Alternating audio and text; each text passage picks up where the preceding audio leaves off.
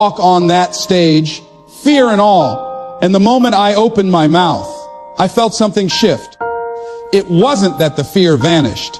It's that my courage got stronger.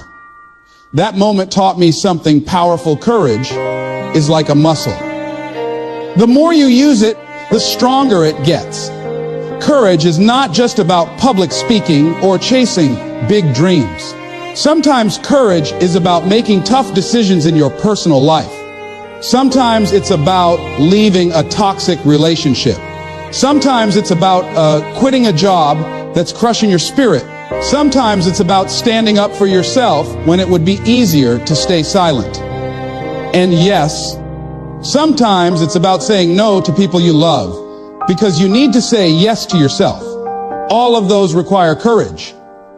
And without it, you'll spend your life stuck in places that drain you, surrounded by people who don't value you, and living far beneath the potential that God has placed within you. I want you to think about this. How many dreams have been buried in graveyards because someone lacked the courage to act? How many books were never written, businesses never started, inventions never created, songs never sung, because someone listened to fear and said, "Not me, not now, not ever." The graveyard is the richest place on earth, not because of what people took with them, but because of what they left behind. And I refuse to let you leave your gifts behind in 2026. You must develop the courage to put your gift out into the world. Courage does not guarantee that you will succeed every time. No, courage means you will fail sometimes. You will stumble. You will make mistakes. You will fall flat on your face. But hear me on this: failure is not final. Failure is feedback. Failure is simply life saying, or is another way, try again. And every time you act with courage, even in failure, you grow stronger. You gain wisdom. You gain resilience. You discover parts of yourself you never knew existed. People often ask me, "Luz, what if I take the leap and I fall?" And I tell them, what if you take the leap and you fly? See, fear will always show you the worst case scenario.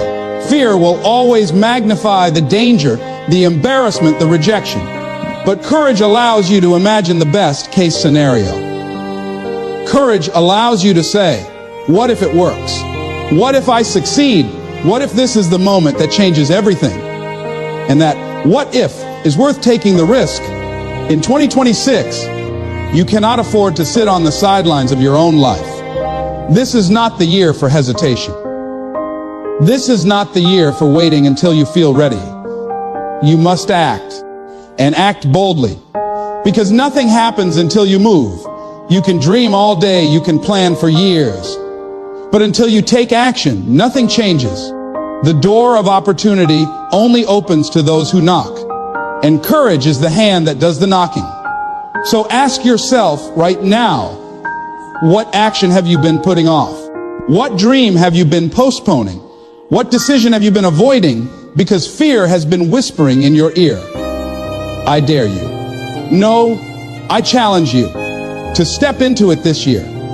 Even if you're trembling, even if your voice shakes, even if your knees wobble, step into it. Because on the other side of that fear is the life you've been praying for.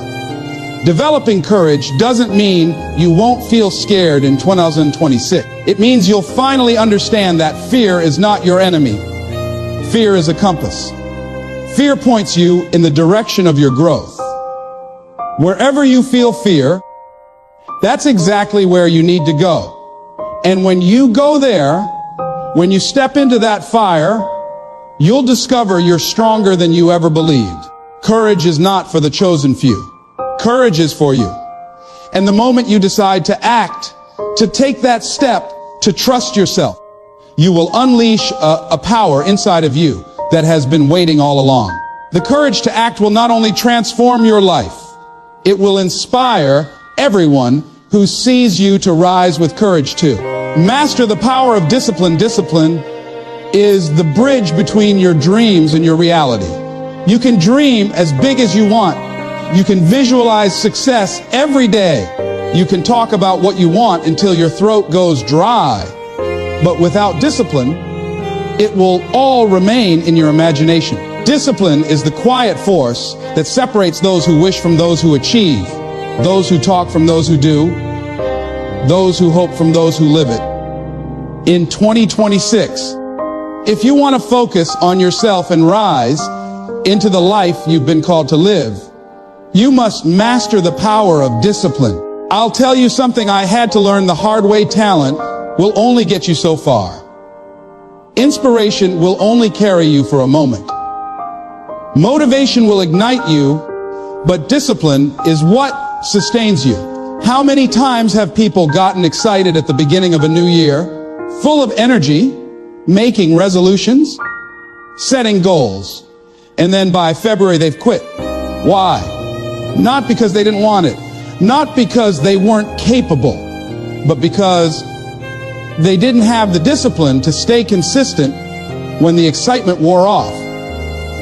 Discipline is doing what you said you were going to do long after the mood you said it in has left you. Think about an athlete. They don't train only when they feel like it. They train every day, rain or shine, sick or tired, motivated or unmotivated. Why? Because they understand something. Most people ignore. Feelings are unreliable, but habits are powerful. Discipline builds habits, and habits build destiny. If you want to change your life in 2026, you can't rely on feelings. You must build habits that carry you through the days you don't feel like showing up. There was a time in my own life when discipline was my biggest weakness. I wanted the results, but not the routine. I wanted the fruit, but not the labor. And I found myself stuck, frustrated, watching others succeed and asking, why not me? But then I realized it wasn't because they were smarter or luckier or better connected. It was because they were consistent. They showed up day after day, hour after hour, refusing to let excuses run their lives. Once I embraced discipline, everything began to shift. I became intentional with my time.